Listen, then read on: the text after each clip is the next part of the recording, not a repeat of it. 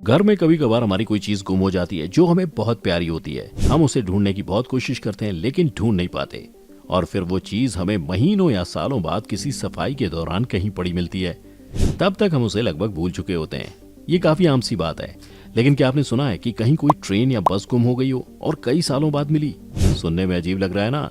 आज हम आपको एक ऐसी अजीब घटना के बारे में बताने वाले हैं जिसमें 37 साल से गायब एक विमान अचानक एयरपोर्ट पर लैंड करता है। क्या है पूरी मिस्ट्री, आइए जानते हैं। बीते करीब 2 दशकों से अमेरिका के एक प्लेन के गायब होने की और उसके वापस लौटने की कहानी दुनिया भर में मीडिया की सुर्खियां बन चुकी है, और तो और सोशल मीडिया की भी। तो आखिर हकीकत क्या है?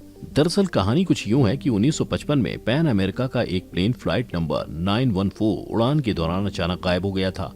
हाँ, यही खबर आई कि आसमान में कहीं गायब हो गया। लेकिन इसके बाद वो प्लेन ठीक 37 साल बाद 1992 में लैटिन अमेरिकी देश वेनेजुएला की राजधानी काराकास के एयरपोर्ट पर लैंड करता है। ये पूरी कहानी सुनने में विश्वास लायक नहीं लगती, क्योंकि प्लेन बिना फ्यूल के नहीं उड़ता, और तो और प्लेन को उड़ने में जिन टेक्नोलॉजी का इस्तेमाल किया जाता है उससे साफ वो प्लेन किसी न किसी जगह के रडार में पकड़ा ही जाता। तो आखिर ये कहानी सच है या झूठ? तो हाल ही में फेक खबरों का सच जानने वाली न्यूज साइट ने इस पूरी कहानी पर से पर्दा उठाया। उन्होंने बताया कि दरअसल पैन अमेरिका का इस नंबर का कोई प्लेन था ही नहीं। जी हाँ, बिल्कुल सही सुना आपने। अब इस नंबर का प्लेन उनके पास है ही नहीं, और ना ही ऐसे प्लेन ने उस दिन उड़ान भरी थी। तो ये मामला उठने का सवाल ही पैदा नहीं होता। तो सच क्या था?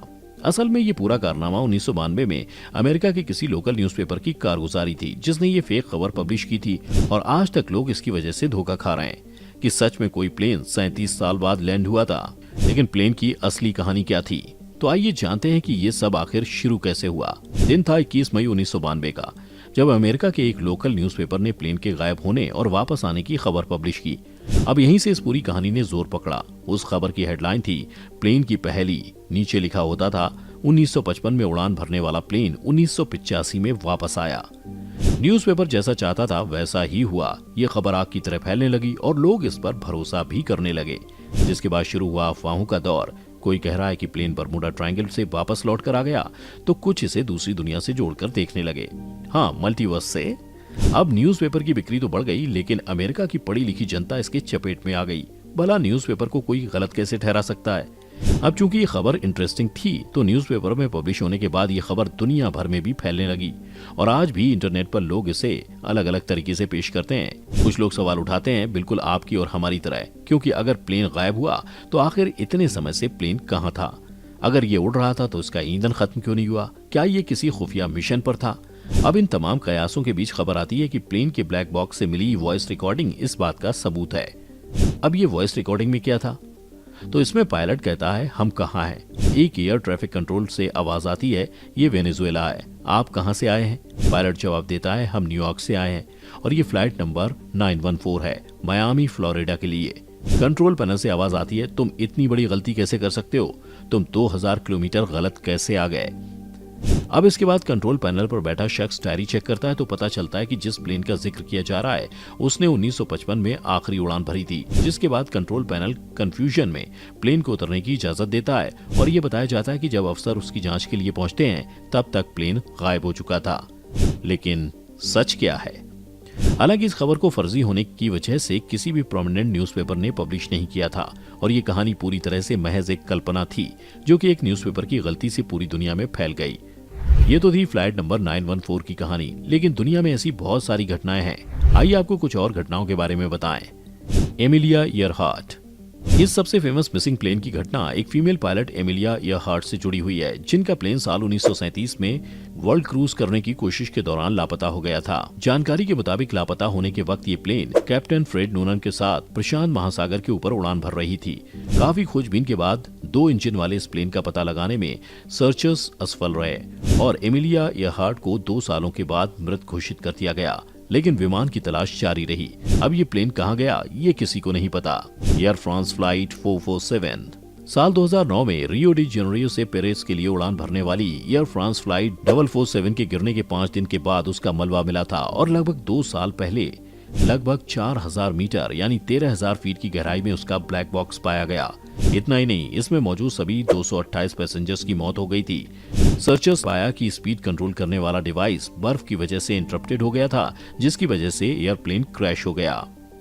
Egypt air flight 990।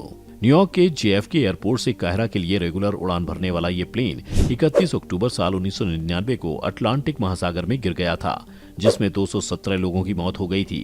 अब चूंकि ये घटना इंटरनेशनल वाटर्स में हुई थी, इसलिए इसकी जांच मिस्र के ऑफिसर्स के हवाले होनी थी। लेकिन शुरुआत में अमेरिका से इसकी जांच करने को कहने के बाद मिस्र ने अमेरिका का कंक्लूजन मानने से इनकार करते हुए बात पलट दी। अमेरिका ने अपने कंक्लूजन में कहा था कि मिस्र के पायलट ने प्लेन को इसलिए गिराया क्योंकि उसे सेक्सुअल अब्यूज के मामले में हैरेस किया गया था। लेकिन यहीं मिस्र के जांचकर्ताओं ने इसे मशीनी खराबी का मामला बताया। British South American Airways Stardust. अगस्त 1947 में स्टारडस्ट नाम का British Avro Lancastrian airliner Buenos Aires से सैंटियागो चिली के अपने रेगुलर उड़ान के दौरान अर्जेंटीना के एंडीज पर्वतों में क्रैश हो गया। विमान को खोजने की उस वक्त की कोशिशें नाकाम रहीं और इसने कई तरह की अटकलों को हवा दी। लेकिन 50 साल के बाद इस विमान के मलबे के मिलने के साथ ही अटकलों पर पॉज लगा। एक्सपर्ट्स ने इसे खराब मौसम की वजह से दुर्घटना बताया। Bermuda triangle. बरमूडा, फ्लोरिडा और प्यूर्टो रिको के सी एरिया में एक इमेजिनरी ट्रायंगल पॉइंट को पानी के जहाज और विमानों की दुर्घटना की बड़ी वजह मानी जाता रहा है। दरअसल 2 ब्रिटिश साउथ अमेरिकन विमान साल 1940 में इस एरिया में लापता हो गए थे। लेकिन साल 2009 में BBC के एक रिपोर्टर ने अपने शोध में पाया दोनों विमान दुर्घटनाओं में से एक की वजह हॉरिफाइंग टेक्निकल फेलियर और दूसरे की वजह फ्यूल का खत्म होना बताया गया था।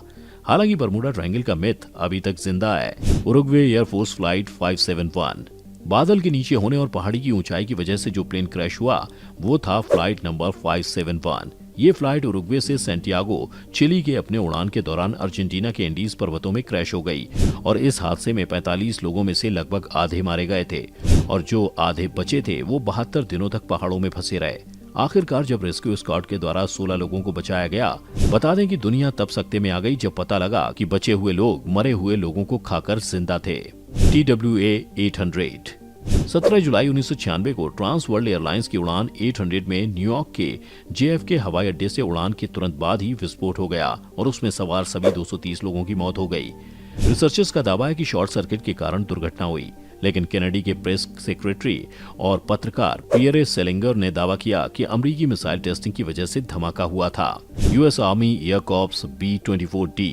सेकेंड वर्ल्ड वॉर के दौरान एक अमेरिकी bomber aircraft Lady Be Good अप्रैल साल 1943 में नेपल्स इटली में एक मिशन पर गया था और ईस्टर्न लीबिया में अपने ठिकाने पर कभी लौटा ही नहीं। माना गया कि ये प्लेन क्रैश हो गया। इसमें 9 लोग सवार थे और ये प्लेन लगभग 15 साल बाद मिला था। दिलचस्प बात यह है कि इसका बॉम्बर इक्विपमेंट उस वक्त तक खराब नहीं हुआ था और मशीन गन भी काम कर रहे थे।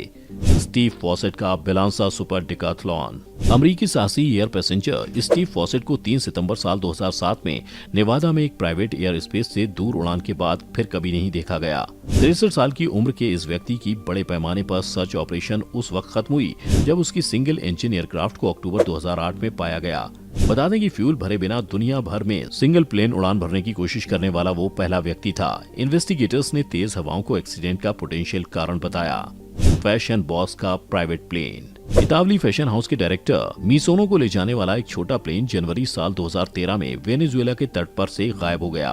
विटोरियो मिसिनो और उनकी पत्नी उन 6 पैसेंजर्स में शामिल थे जिनका प्लेन उड़ान के बाद कराकास की तरफ जाने के दौरान लॉस रॉक्स आइलैंड्स रीजन में तेजी से रडार से गायब हो गया। रडार से गायब होने से पहले इसने अपनी गति और ऊंचाई खो दी थी। बता दें कि विमान दुर्घटना के 6 महीनों बाद पाया गया तब विटोरियो मिसोनी और उनकी पत्नी की मौत की कंफर्मेशन हुई। दोस्तों ये थी उन सारे प्लेन की अजीब दुर्घटनाएं। आपको हमारी आज की वीडियो कैसी लगी हमें कमेंट सेक्शन में जरूर बताएं। साथ ही आज की वीडियो पसंद आई हो तो वीडियो को लाइक और शेयर भी कर दें और हमारे चैनल को सब्सक्राइब भी कर लें।